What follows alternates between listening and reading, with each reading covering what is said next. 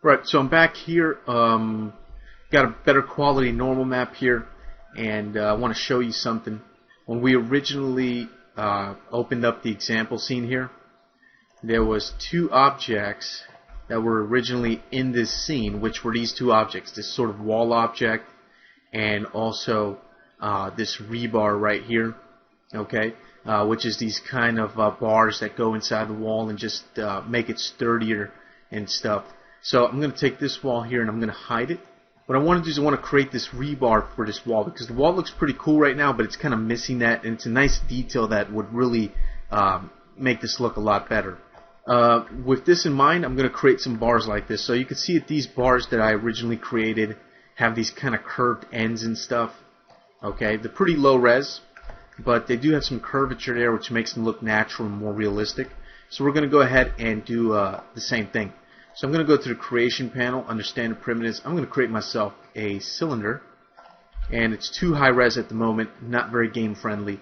So I'm going to take the height segments, set that to 1. The sides, I'm going to go up about 6 sides, is more than enough to get this done.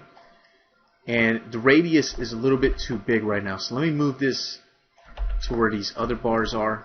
Try to get a similar radius to those bars, so something maybe like this looks pretty good.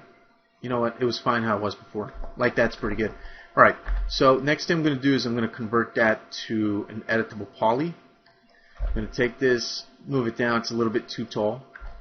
And I'm going to basically keep an original. I'm going to make a copy of it, and the copy is the one that I'm going to kind of play around with. So how can we make these sort of little pipes or these cylinder shapes that kind of bend and twist and stuff like that? Well, there's a few ways that we can do it. Let me show you one quick way here is to use the Hinge tool inside of 3ds Max. So what I could do is I could take a polygon and I come over here to the modify panel and use the hinge from edge. Alternatively, I can go to graphite modeling tools and I can go to polygons and use the hinge tool over here. So I'll click on the hinge tool, and what you want to do is just hover the mouse over any edge and then click and drag, and you're going to notice that the polygon is going to hinge like this, okay? And at this point I could take and extrude this polygon a little bit. Let me move to local mode. And I could take this, and then maybe I could use the hinge again. So hinge from edge, give it a little bit more twist, and then extrude that again. And you can start to make this kind of twist and bend and stuff like that, which is pretty cool. So that's one way to get that done. Let me show you another way to get this done. So it's different techniques. Some work better than others depending on the situation. So I want to show you a few here that you can walk away with and use in your own projects. So another technique that we can use here is simply by taking this top polygon, extruding it. I'm going to place it about right here is pretty good. Then I'm going to extrude again. That extrusion went a little bit too high. And this one here, what I can do is I can rotate it. Let me switch over to world mode. I'm going to rotate it like this and move it like this. Now I'm going to take this loop of edges that's right here, and I'm just going to use the chamfer tool. For the chamfer amount, I'm going to control this a little bit better. So maybe something like that, and just add a few subdivisions. And then you get this sort of bent pipe or cylinder that looks similar to what I have. So that's another technique that you can use. Let me move that out of the way. Let me try something a little bit different here. So I'm going to make another copy. And this technique I'm going to show you here is probably, well, it's a technique that I like the most out of all three. Although all three have their benefits as well as their drawbacks. Let me go to a front view here. And what I'm going to do is I'm going to go back to the creation panel. I'm going to go to splines and I'm going to create myself a line. I'm also going to change some of the settings here. For drag type, I'll go with Bezier. Works pretty good. I'll just use that. I'm going to make one point there. I'm going to make another one right here. And finally, one up there.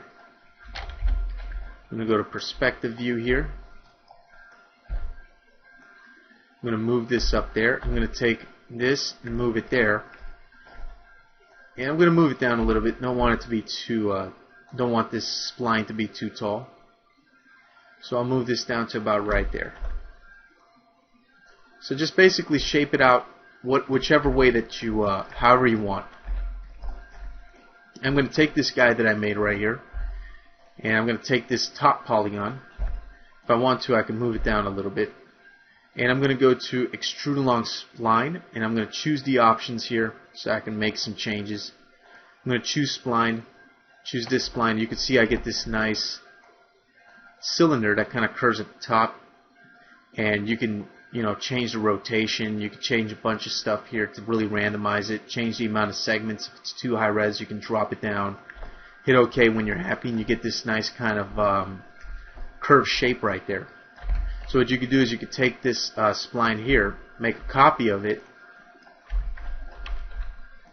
and you could take and make some variations. So I could take this and do something like this, for example.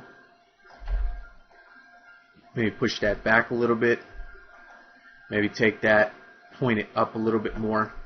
And then maybe I'll take this one, make a copy. So I have a base cylinder that I can always use over and over again whenever I need it.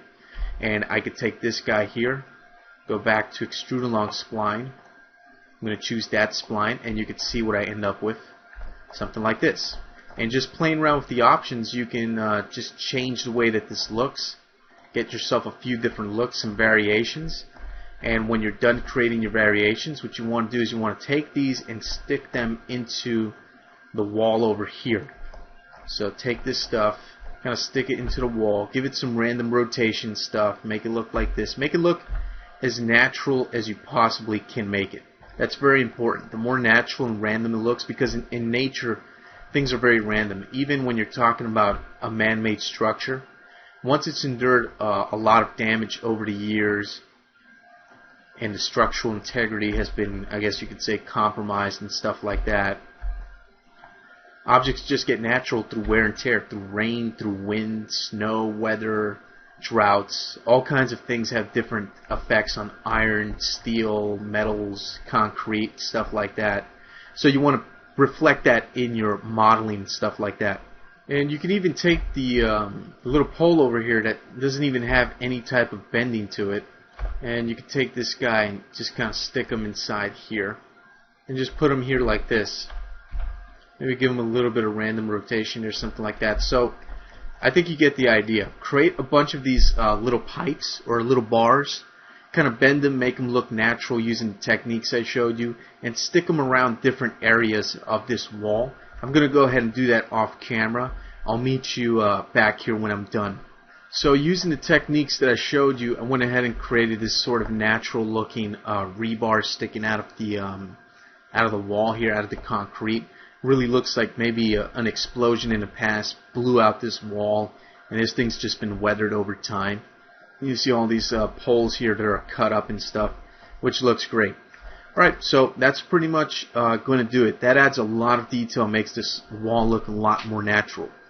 Alright, so I'm going to go ahead and just say that this is done and end this video here.